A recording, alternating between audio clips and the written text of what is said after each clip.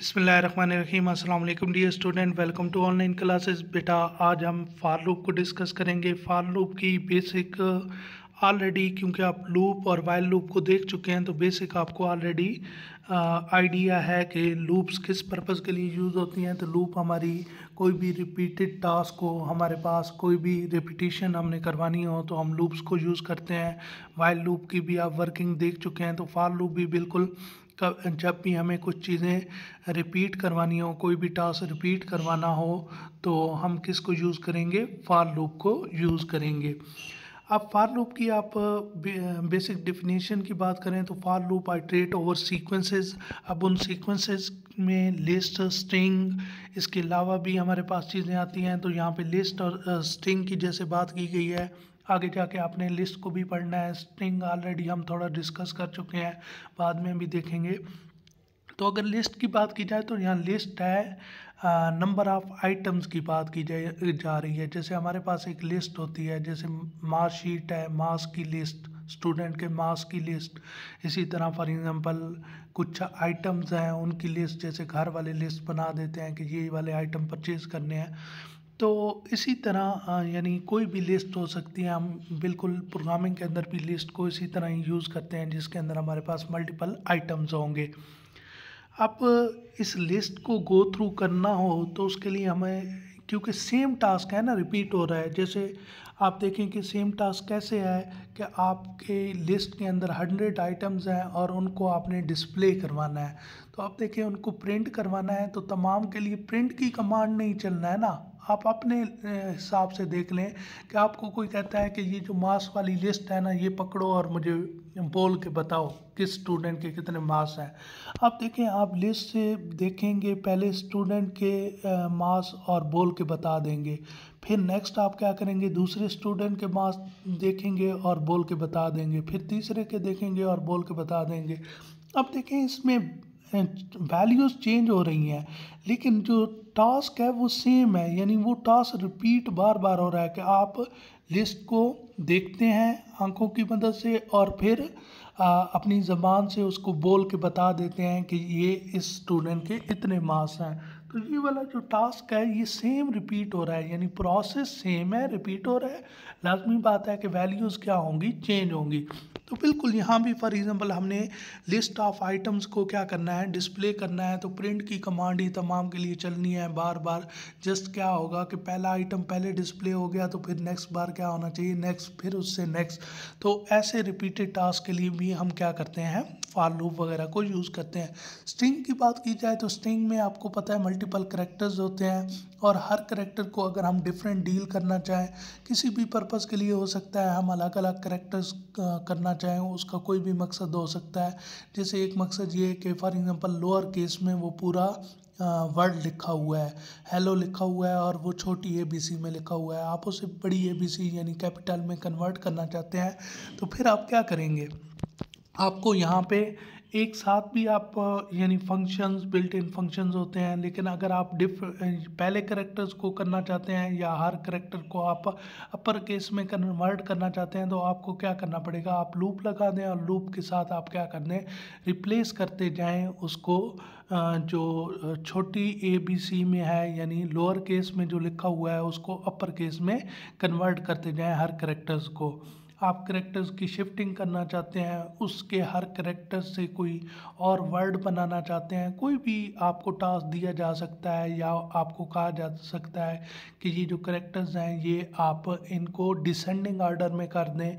तो आपको वो करने के लिए क्या करना पड़ना है, सेम टास्क रिपीट करना पड़ना है कि हर करेक्टर को, जैसे अपर केस में कन्वर्ट करने का कह रहा हूँ, तो हर करेक्टर को अपर केस में कन्वर्ट करना है तो आपको पहला करेक्टर लेना है, उसको अपर केस में कन्वर्ट करना है, फिर दूसरा करेक्टर लेना है, फिर तीसरा। तो देखिए टास्क तो सेम है जो रिपीट हो रहा है। हाँ, वैल्यूज़ मैंने कहा है कि वो चेंज होंगी।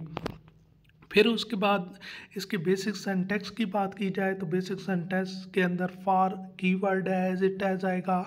यहाँ पे आइटम जो है, यहाँ पे वेरिएबल है जो आपकी अपनी मर्ज़ी से कोई भी आ सकता है।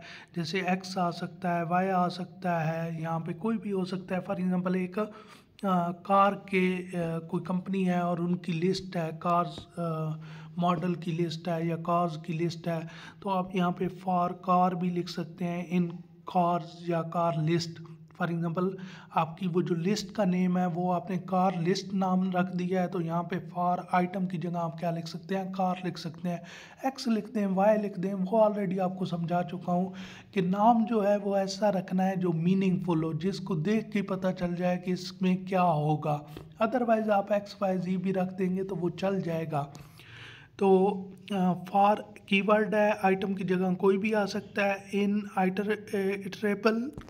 इटरेबल जो यहाँ पे है वो आपका यहाँ पे उस लिस्ट से रिप्लेस होगा, यानी जो आपकी लिस्ट होगी ना, जैसे कार लिस्ट की बात कर रहा हूँ या कुछ स्टूडेंट के नेम की लिस्ट है, मास की लिस्ट है, तो जो लिस्ट का नेम होगा ना वो लिस्ट का नेम यहाँ पे आ जाएगा, फॉर एज इट एज आएगा, इन एज इट एज आएगा, और आइटम की जगह क्या आ जाएगा, आप जो भी वेरिएबल उस लिस्ट को विजिट करने के लिए आप रखना चाहते हैं वो रख सकते हैं।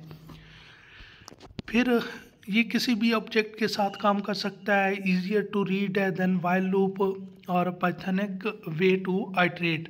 अब ये पैथनिक वे का क्या मतलब है कि ये सिंपल है, इजी है, क्लियर है, यानी इसको कंसाइज वे में, यानी एक शॉर्ट वे के अंदर आसान तरीके से आप क्या करते हैं, उस चीज़ को लिख देते हैं जो दूसरे तरीके से आपको मुश्किल वे में लिखनी पड़ती है।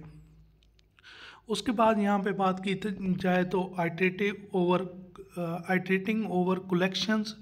तो for loops are versatile working with various data structure, यानी ऑलरेडी ऊपर हमने जैसे कहा है कि लिस्ट के साथ या स्ट्रिंग के साथ, तो यहाँ पे भी यही बात हो रही है कि ये डिफरेंट डेटा स्ट्रक्चर, क्योंकि ये लिस्ट जो है ये हमारे पास क्या है, डेटा स्ट्रक्चर्स है। इसी तरह ये डिफरेंट डेटा स्ट्रक्चर्स के साथ क्या कर सकता है, काम कर सकता है फॉर लूप। जैसे यहाँ पे लिस्ट की बात की जा रही है, स्ट्रिंग की बात की जा रही है और टपल्स की बात की जा रही है। यहाँ पे हम मेन फोकस करेंगे अपनी उसका जो हमारे पास यहाँ पे गिवन है एग्जांपल, तो उसको देखते हैं। यहाँ पे देखें एक लिस्ट क्रिएट की गई है फ्रूट की, तो आप नीचे देखें फॉर लूप यूज़ किया गया है और फॉर फ्रूट इन फ्रूट्स। अब मैंने कहा था कि यहाँ पे जैसे इसने फ्रूट लिखा है, आप कोई भी एक्स वाई जी या कोई भी वेरिएबल यूज़ कर सकते हैं, लेकिन मैंने कहा क्योंकि हम मीनिंगफुल रखते हैं तो इसलिए इसने देखे ना यहाँ पे फ्रूट लिखा है। और दूसरा वो देखें तो फ्रूट्स है जिसके अंदर तमाम फ्रूट्स के नेम पड़े हैं। अब प्रिंट फ्रूट, तो इसका मतलब है ये फॉर लूप पहले से लेकर एंड तक चलेगी। वो जैसे मैंने आपको कहा है कि आप कोई आपको लिस्ट देता है कि इस स्टूडेंट की ये लिस्ट है और इसके तमाम स्टूडेंट के मार्क्स मुझे बताओ, तो आप पहले से स्टार्ट होंगे और एंड तक बोल के बताएंगे। तो बिल्कुल ये भी जब हम फॉर फ्रूट इन फ्रूट्स लिखेंगे तो ये पहले आइटम से स्टार्ट होगा और एंड आइटम तक क्या करेगा, जाएगा। अब क्योंकि हमने इसके नीचे प्रिंट की कमांड लिखी हुई है तो ये बोल के बताएगा। जैसे आपको कोई कहता है कि ये लिस्ट लो और मुझे बोल के बताओ, तो आप उसे बोल के बताएंगे। प्रिंट का मतलब है यहाँ पे वो हमें स्क्रीन पे लिख के बता देगा कि ये आइटम्स हैं। आपको कोई कह सकता है कि ये जो लिस्ट मैंने आपको दी है ना स्टूडेंट की, इन तमाम स्टूडेंट्स के मार्क्स दूसरी लिस्ट पे लिख के दे दो, तो आप एक और पेज पे लिख के दे दोगे। अब इसी तरह कोई आपको ये भी कह सकता है कि ये बेटा लिस्ट लो ना, ऐसा करो कि ये मुझे ना इस क्लास के स्टूडेंट्स की एवरेज निकाल के दो, एवरेज मार्क्स निकाल के दो। अब आपको एवरेज निकालने आती है कि तमाम स्टूडेंट के मार्क्स आप ऐड करेंगे और उसके बाद divided by total number of student कर देंगे तो एवरेज निकल आएगी। अब इधर भी ये नहीं है कि लाजमी हम हमेशा प्रिंट करवाएंगे, हमें इधर भी कोई भी टास्क दिया जा सकता है। हमें कहा जा सकता है एवरेज निकाल के दो, हमें कहा जा सकता है परसेंटेज निकाल के दो, हमें कोई भी टास्क दिया जा सकता है। जैसे मैं आपको एग्जांपल दे रहा हूँ, वो जो कि आपके टीचर ने आपको लिस्ट एक दी और उसके ऊपर वो आपको कह सकता है इसकी डुप्लीकेट बना के, यानी एक और लिस्ट जिस पे ये आइटम ये सारे स्टूडेंट के मार्क्स लिखे हों, या हो सकता है कि वो क्लास की एवरेज निकालना चाहे, या हो सकता है कि वो निकालना चाहे कि परसेंटेज, हो सकता है वो कहे कि इसमें से मैक्सिमम नंबर जिसके हैं उस स्टूडेंट को प्रिंट करवाओ, हो सकता है वो कहे कि जिसके मिनिमम नंबर्स हैं वो करवाओ। तो अब देखें जैसे यहाँ पे सिनेरियो हो सकता है और आप जैसे मैनुअली काम करेंगे तो यही प्रोग्रामेटिकली भी हम सारे काम कर सकते हैं, और लूप से ही तमाम उस पूरी लिस्ट को विज़िट करेंगे, और विज़िट करने के बाद हमें जो आइटम या जो काम कहा जाएगा हम वही करेंगे। लाजमी नहीं है कि हम प्रिंट की स्टेटमेंट ही चलाएं। तो अभी तो ये प्रिंट की स्टेटमेंट चलेगी फ्रूट, तो ये फ्रूट्स क्या हो जाएंगे, तमाम के तमाम डिस्प्ले हो जाएंगे। जैसे आउटपुट नीचे देखें तो एप्पल, बनाना और चेरी आपको डिस्प्ले हो रहा है।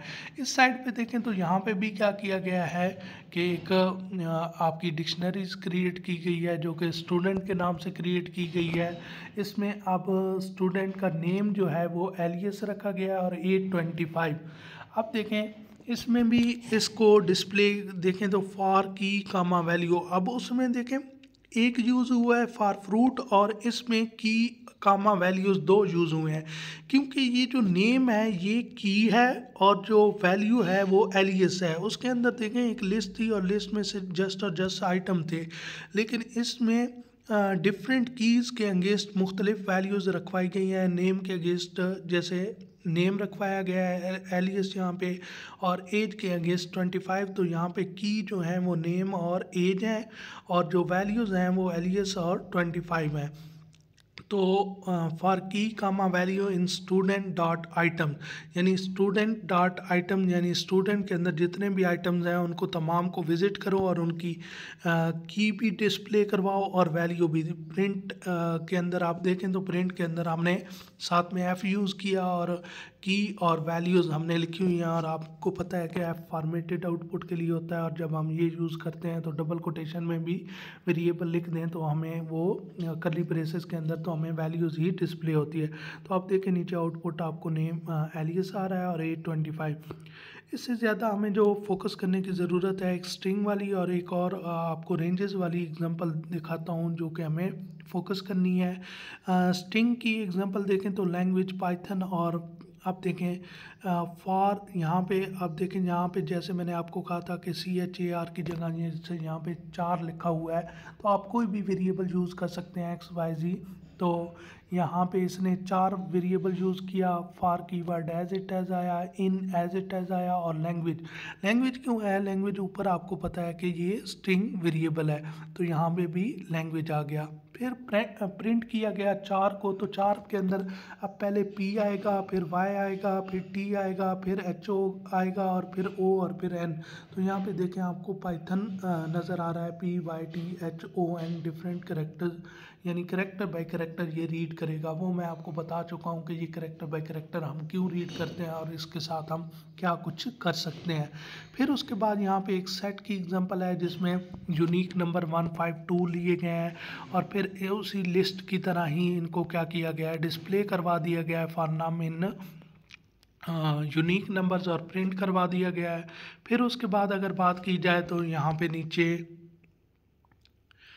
रेंज वाली हमारे पास आ गई, क्योंकि क्लास एक्टिविटी आपकी बुक में एक है कि आपने रेंज की मदद से क्या करना है, कुछ नंबर्स को डिस्प्ले करना है।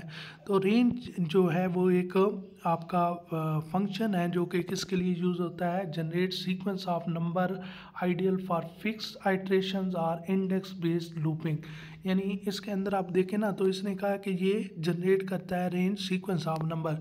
जैसे रेंज की हम नॉर्मल लाइफ के अंदर बात करते हैं रोज़मर्रा के अंदर कि 1 से लेकर 10 तक ये काम कर दो, या आपने ये 10 टाइम काम करना है, आपने 5 टाइम करना है, या आपने ये 3 to 10 के दरमियान में कोई नंबर फाइंड आउट करना है, कुछ भी हो सकता है। यानी 100 to 200 के दरमियान में किसी छोटे बच्चे को कहा जाता है कि आपने इवन नंबर बताने हैं, तो अब उसको जो रेंज दी जाएगी उस रेंज के मुताबिक वो काम करेगा।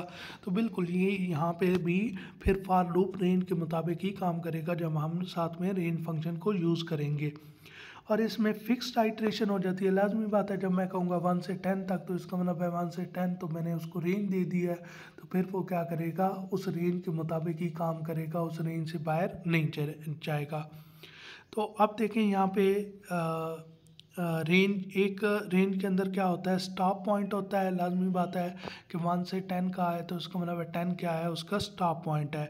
एक स्टार्ट पॉइंट होता है, ठीक है, यानी आप सॉरी यहाँ पे ये बताया जा रहा है कि रेंज आप कुछ इस तरह यूज़ कर सकते हैं कि आप जस्ट स्टॉप पॉइंट दे दें उसको, तो वो ज़ीरो से स्टार्ट होगा और कहाँ पे जाके रुकेगा, जो आप स्टॉप पॉइंट देंगे उससे -1। जैसे मैंने रेंज यूज़ किया और मैंने रेंज के अंदर स्टॉप पॉइंट दे दिया 10, तो वो 0 to 9 चलेगा। फिर रेंज आप स्टार्ट कामा स्टॉप, स्टार्ट भी आप खुद दे सकते हैं, स्टॉप भी दे सकते हैं, और एक है कि रेंज के अंदर आप स्टार्ट, स्टॉप और स्टेप भी दे सकते हैं। स्टेप का क्या मतलब है, नॉर्मली वो जो बाय डिफ़ॉल्ट स्टेप है वो 1 का स्टेप लेता है, यानी 1 के इंक्रीमेंट के साथ। जैसे 10 मैंने स्टॉप दिया तो 0 1 2 3 1 का। लेकिन अगर मैं उसको खुद स्टार्ट देता हूँ 1 और स्टॉप देता हूँ 10 और कामा स्टेप 2 का दे देता हूँ, तो इसका मतलब है 1 3 5 7 इस तरह चलेगा। तो नेक्स्ट सिर्फ एक एग्जांपल देख लेते हैं, लेक्चर लेंथी हो रहा है। तो लूप फ्रॉम 0 to 4 यानी 0 to 4 उसने डिस्प्ले करवाना है। तो आप देखें फॉर आई इन रेंज 5, तो अब देखें प्रिंट आई उसने किया है। तो लाजमी बात है, हमने कहा था कि रेंज के अंदर अगर हम जस्ट स्टॉप पॉइंट देंगे तो वो स्टॉप -1 तक चलेगा और स्टार्ट कहाँ से होगा, 0 से। तो अब देखें आई पहले 0 फिर 1 फिर 2 फिर 3 फिर 4 डिस्प्ले हुआ। अब यहाँ पे एक स्टार्ट और स्टॉप वाली एग्जांपल है, इसमें देखें तो उसने कहा है कि 2 to 7 जो है वो रेंज है, स्टार्ट 2 है और एंड जो है 7 है। तो लाजमी बात है स्टॉप -1 चलेगा तो 2 to 6 चलेगा। तो 2 से स्टार्ट हुआ, 3 4 5 6। इसी तरह नेक्स्ट देखें तो स्टेप वाला है, 0 से 10 और 3 का स्टेप है। तो फिर इसका मतलब है पहले 0 आएगा, फिर +3 3 आएगा, फिर 6 आएगा और फिर 9 आएगा। ये देखें 0 3 6 9। तो उम्मीद है यहाँ तक आपको समझ आ गई होगी। किसी किस्म का कोई क्वेश्चन होता है तो आप पूछ सकते हैं। थैंक यू सो मच, ख्याल रखिएगा, अल्लाह हाफिज़।